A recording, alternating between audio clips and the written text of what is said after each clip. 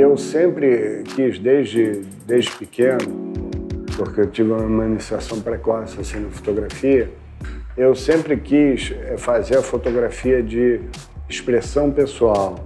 Então, como se fosse assim, um poeta, um artista. Curiosamente, como tem alguns fotógrafos que fazem muita questão de dizer assim, não sou fotógrafo, sou artista plástico. Eu, por exemplo, nunca tive esse problema assim, porque eu nunca pensei em ser um artista plástico assim, eu já era fotógrafo, né?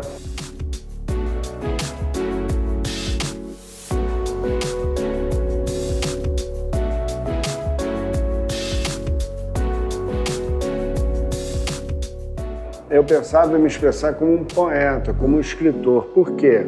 O poeta, não existe poeta profissional, né? A não ser na Rússia antiga tinha a figura do poeta do Estado, né? E na Inglaterra que tem sempre um poeta, tem um poeta oficial que recebe salário, né? E que faz poesias em determinados momentos, como o Jubileu da Rainha, ele tem que fazer uma poesia assim. Mas, normalmente, todos os nossos poetas, João Cabral, a Cora Coralina, né? O Manuel de Barros, o Drummond, todo mundo é amador, né? No sentido de não viver da poesia, né? E nem esperar isso. Então, eu fazia a fotografia com essa mesma perspectiva.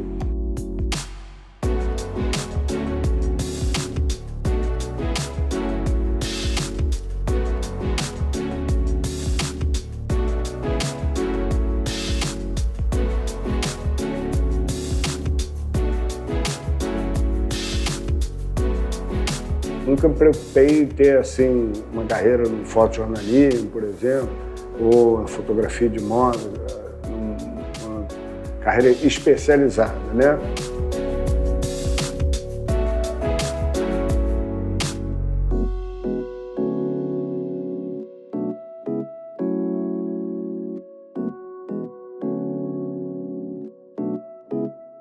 Eu estou até entusiasmado, curiosamente, porque o celular, com o celular, eu fotografo mais do que nunca, né? Porque antigamente se você exerce outra função, né?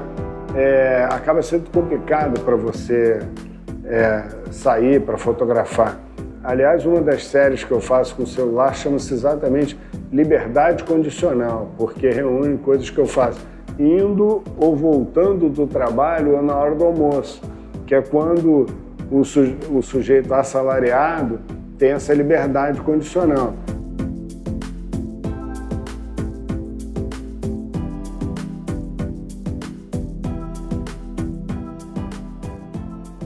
Então eu tenho duas séries que eu tenho trabalhado assim, eu normalmente trabalho em séries, né? Que uma é mais uma fotografia contemplativa, que é uma fotografia meio espiritual, vamos chamar assim, que é meio zen, né? Explicando mal, metafísica, né? E uma outra que seria uma tentativa, que é meio dolorosa, de você fazer uma espécie de uma street photography com o celular.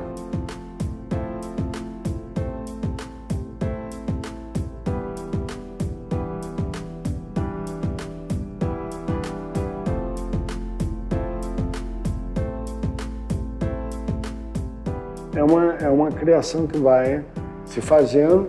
Dentro desses itens tem subséries, tem várias subséries. Por exemplo, às vezes as pessoas acham que eu sou doido assim porque eu fotografo muita vassoura. Às vezes dá problema, porque a vassoura tem um dono, né? É o jornaleiro, é o porteiro, é não sei o quê. Mas eu vejo vassouras na rua, aí eu fotografo. Aí você fala assim, mas qual é a graça de fotografar vassoura?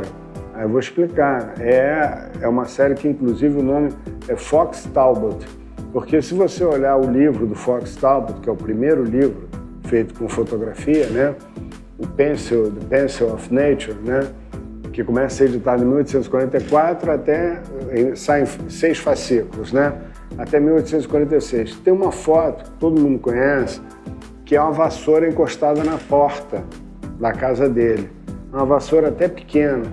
né? O cabo pequeno. Sempre me chamou a atenção porque o cabo era pequeno. Mas às vezes as pessoas eram pequenas no século XIX comparado com as pessoas agora do século XXI, né? E aí tem essa vassoura. Isso sempre me fascinou pelo seguinte: no primeiro livro,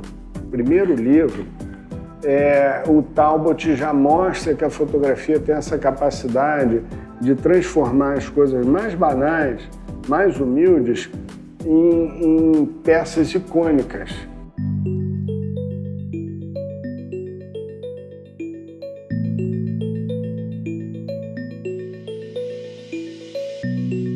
Eu sempre associei muito a edição de livro de fotografia à montagem cinematográfica. Eu estudei cinema, né? E você percebe quem é que melhor, sem querer desmerecer ninguém, mas quem é que melhor faz livros de fotografia no Brasil? Miguel Rio Branco, não é verdade? Que estuda design, faz cinema e chega à fotografia depois. O Steidl, aquele que é considerado o grande editor de fotografia, ele esteve aqui, fez uma palestra no Instituto Moreira Salles, causou uma surpresa enorme à pessoa, que ele falou assim que a melhor foto nunca deve entrar na capa do livro.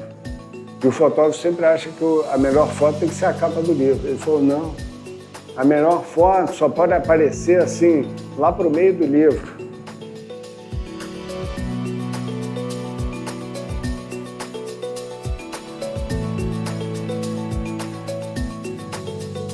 Se você observa, os grandes, cada vez mais, né, na nossa atualidade, assim, onde há uma facilidade de produção, você transita entre disciplinas diversas, né, um número cada vez maior de pessoas. Você precisa entender que a fotografia tem sua história e você não pode falar da fotografia desconsiderando a história da fotografia. Ela tem sua história própria, que é paralela à história da arte. Existem 1000 momentos de interseção, né? Sobretudo agora, sobretudo depois do advento do digital, onde você vive nesse terreno assim, meio difuso da imagem, né? Você já nem fala mais em fotografia só, você vive no meio da imagem. Mas as fronteiras hoje em dia são mais difusas. Mas mesmo assim, de qualquer maneira, a fotografia tem uma história própria. A fotografia ela inaugura um campo novo, que é o campo da imagem técnica. Então ela vai ser aparentada a quê? Ela herda todo um ideário, toda uma estética das artes plásticas, sem dúvida. Porém, ela traz todo um universo novo, que é esse universo da imagem técnica, que depois ele inaugura outros campos. O campo do cinema, o campo do vídeo, e que vai dar, por exemplo, tudo no computador, se você reparar, tem uma influência fundamental da fotografia, porque você trabalha com ícones, você trabalha com imagem. Você está, hoje em dia, as pessoas estão se expressando, quando você mexe no celular, quando você mexe no iPad, você está trabalhando com ícones, são chamados ícones mesmo, né?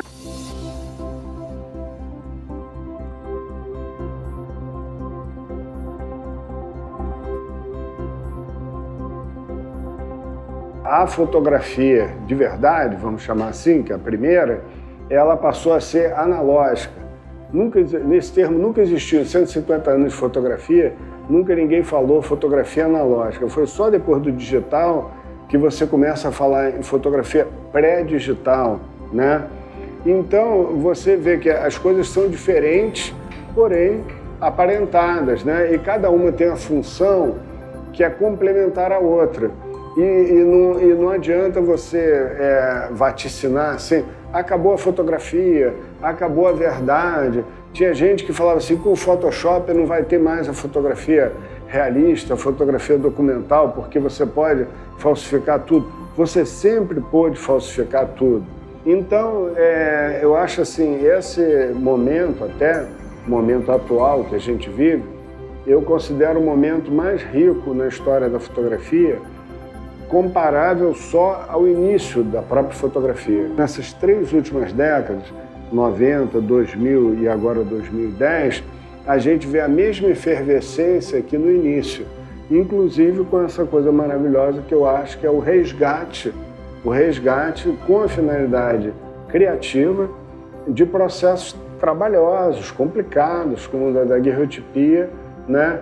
Então, nada precisa, assim, acabar com o outro. Até traz uma renovação.